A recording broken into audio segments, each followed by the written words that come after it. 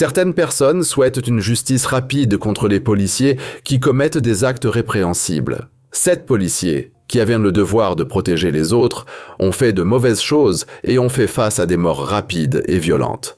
Leurs morts montrent la vérité sur leurs actions criminelles. Le texte demande comment ces officiers, autrefois respectés dans leur travail, sont devenus de mauvaises personnes. Il remet également en question pourquoi certains individus choisissent la vengeance violente au lieu d'utiliser le système judiciaire approprié. Pour trouver des réponses, on peut examiner le passé des officiers et comprendre comment leurs carrières ont été endommagées, les conduisant à choisir le mauvais chemin dans la vie. Theodore Dyer.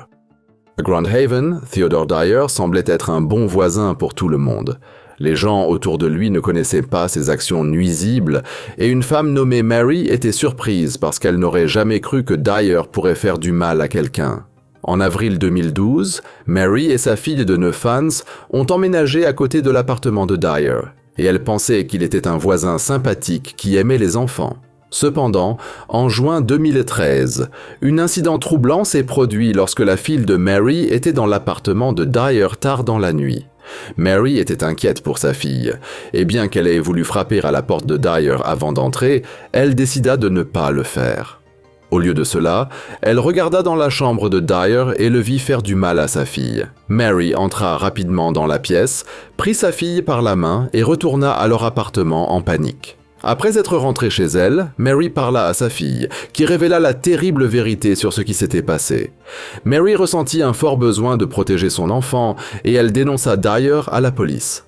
L'enquête révéla que Dyer avait fait du mal à la fille de Mary plus de 3 fois, ce qui le conduisit à être reconnu coupable de son mauvais comportement.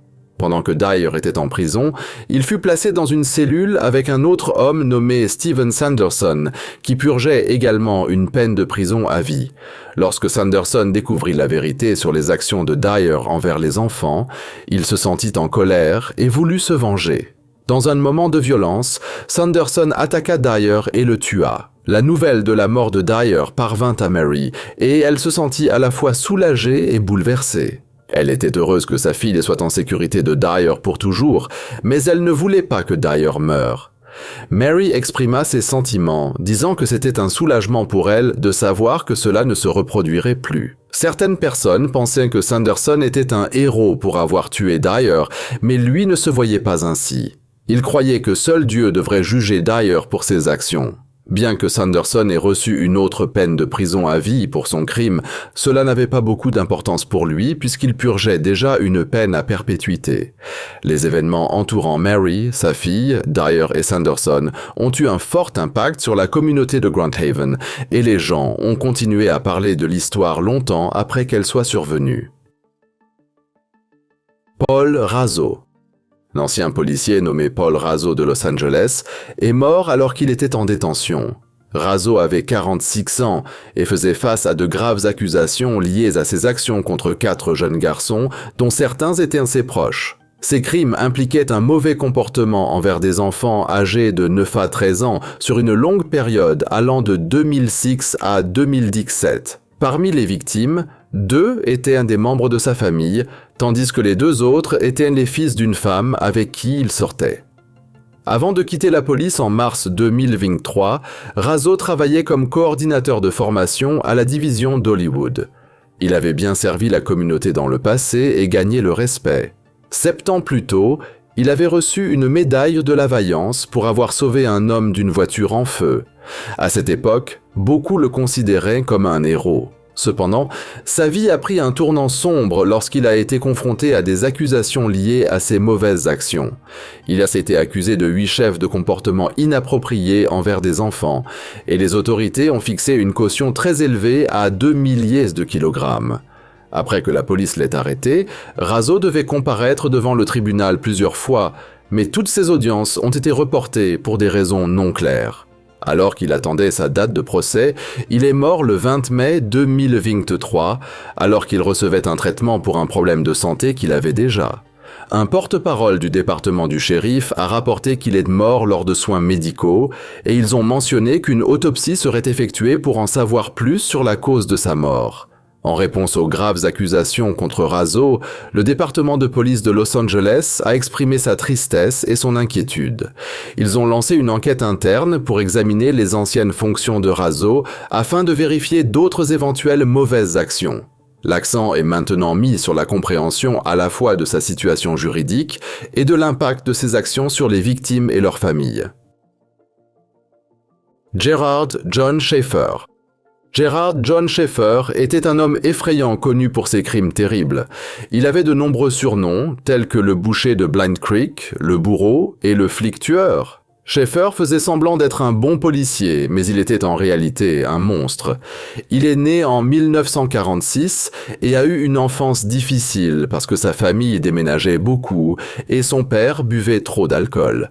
Dès son jeune âge, Schaefer avait de mauvaises pensées sur le fait de faire du mal aux femmes. En 1971, il a travaillé pendant une courte période comme policier pour le département de police de Wilton Manors. Le 23 juin 1972, il est devenu adjoint pour le département du shérif du comté de Martin. Ce travail l'a aidé à trouver et à nuire aux femmes qui étaient en situation vulnérable. Le 21 juillet 1972, il a pris en voiture deux adolescentes nommées Pamela Narlowski et Barbara Ann Wilcox qui faisaient de l'autostop. Il leur a promis de les emmener là où elles voulaient aller, mais il a changé leur itinéraire. Schaefer a parlé des dangers de l'autostop, puis il les a menottées et bâillonnées. Après cela, il a emmené les filles dans une forêt isolée. Il a attaché une fille à un cyprès et l'a fait se tenir sur les racines pour soulager la pression sur son cou. Il a fait de même avec l'autre fille. Schaefer est parti lorsqu'il a reçu un message radio, mais a dit qu'il reviendrait. Quand il est revenu, les filles avaient réussi à s'échapper. Schaefer a dit qu'il voulait seulement leur donner une leçon sur l'autostop. Plus tard, la police a découvert qu'il avait tué jusqu'à 26 femmes. Il attachait ses victimes et les étranglait de manière similaire. Schaefer a été attrapé et envoyé en prison, mais même en prison, il avait des histoires à raconter. Il a demandé à aller dans un hôpital psychiatrique et il a aidé à résoudre d'autres crimes également. Sa vie s'est mal terminée lorsqu'un codétenu l'a poignardé plus de 40 fois lors d'une bagarre. Bien qu'il soit mort, la peur qu'il a causée demeure encore aujourd'hui. Cabo Bruno.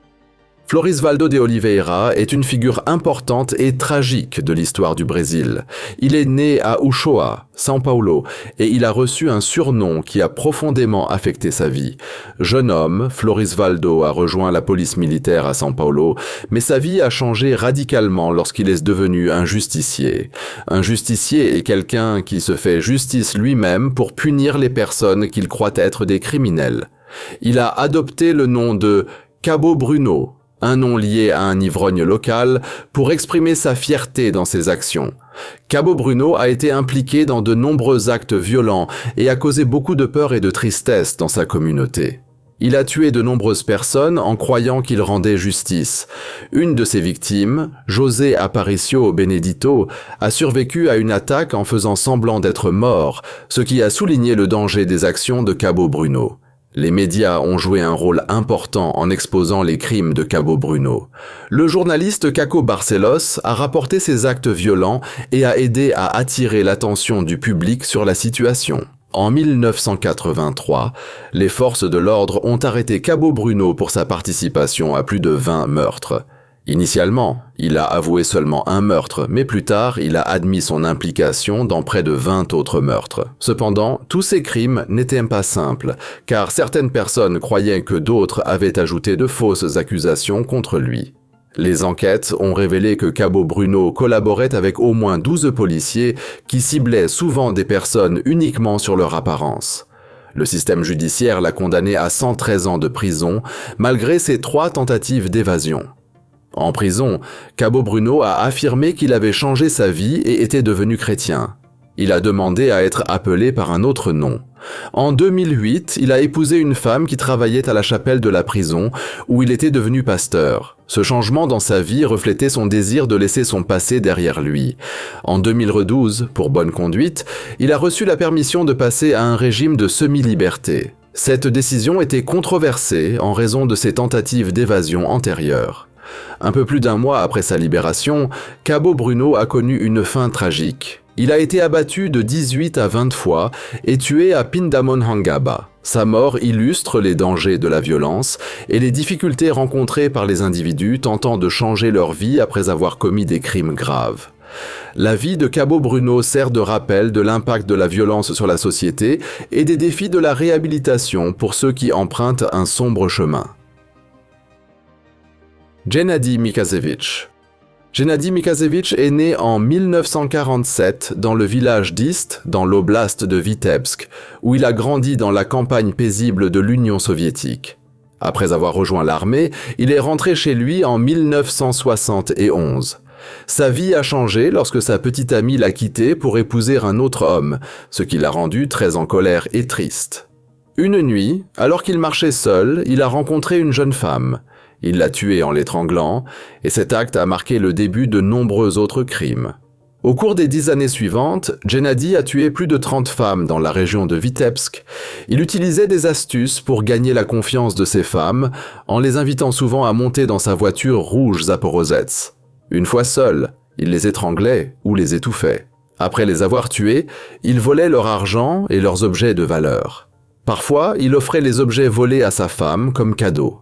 Aux yeux de sa communauté, Gennady semblait être un bon père de famille, un travailleur acharné et un membre du Parti communiste.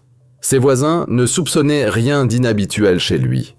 La police locale a rencontré de nombreuses difficultés pour trouver le tueur parce que les meurtres semblaient aléatoires et sans motif clair.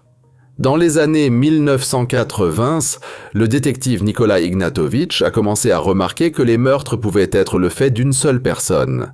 Il a découvert que le tueur utilisait une voiture rouge Zaporozets, ce qui est devenu un indice important.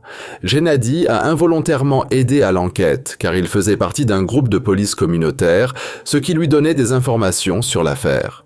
En 1984, Gennady était le plus actif et a tué 12 femmes cette année-là. Il a commis une erreur en envoyant une lettre à un journal, essayant de suggérer qu'un autre groupe était responsable des meurtres. Cette lettre a conduit la police à comparer l'écriture à celle de Gennady. En décembre 1985, la police l'a arrêté. Les psychiatres ont dit qu'il était sain d'esprit, mais qu'il avait un trouble mental appelé psychopathie. Au début, Gennady a nié ses crimes, mais finalement, il a avoué ce qu'il avait fait. Gennady a reçu une sentence de mort et a été exécuté par un peloton d'exécution en 1987. Son cas a choqué toute l'Union soviétique. Il a montré les problèmes du système d'enquête qui ont conduit à des condamnations injustifiées et même à l'exécution de personnes innocentes.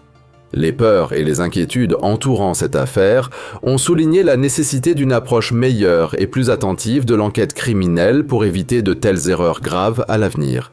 Les événements entourant les actions de Gennady rappellent à tous l'importance de la justice, de la vérité et de la sécurité des communautés.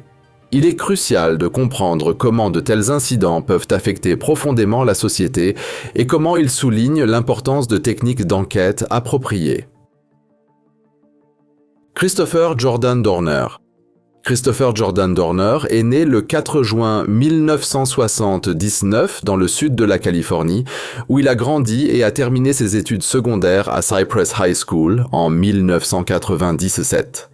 Après le lycée, Dorner a fréquenté l'université de Southern Utah, où il a obtenu en 2001 un diplôme en sciences politiques avec une mineure en psychologie. Pendant son temps, à l'université de 1999 à 2000, il a joué comme porteur de ballon dans l'équipe de football de l'université.